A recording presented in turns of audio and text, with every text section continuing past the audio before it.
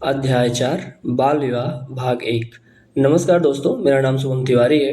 पिछले अध्याय में हमने महात्मा गांधी के बाल्यकाल के बारे में जाना था। आज अध्याय 4 में हम बात करेंगे महात्मा गांधी के जीवन की एक ऐसी घटना की जिसे याद करके वे स्वयं भी दुखी हो जाते थे।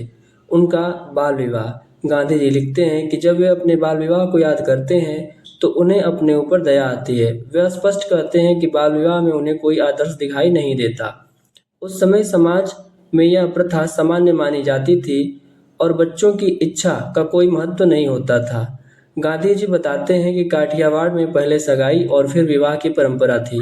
सगाई माता पिता के बीच का समझौता मानी जाती थी। बच्चों को कई बार इसके बारे में बताया तक नहीं जाता था। गांधी जी की कम उम्र में कई बार सगाई हुई, लेकिन उन्हें इसकी पूरी जानकारी नहीं थी। जब विवाह की बात आई तब परिवार के बड़े लोगों ने एक साथ 3 लड़कों का विवाह तय करने का निर्णय लिया।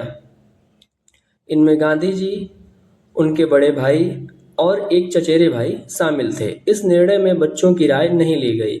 मुख्य कारण था समय और धन की बचत। उस समय विवाह केवल एक पारिवारिक समारोह नहीं था, बल्कि प्रतिष्ठा का प्रश्न माना जाता था।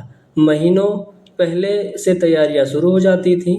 नए कपड़े बनते थे, गहने तैयार होते थे, रिश्तेदारों को बुलाया जाता था और बड़े भोज का आयोजन किया जाता था। पूरे परिवार में उत्सव का माहौल रहता था।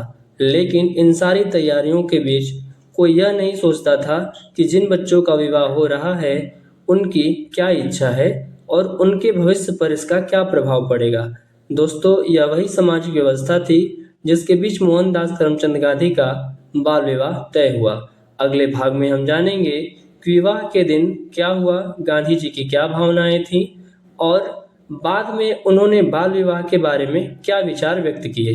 धन्यवाद।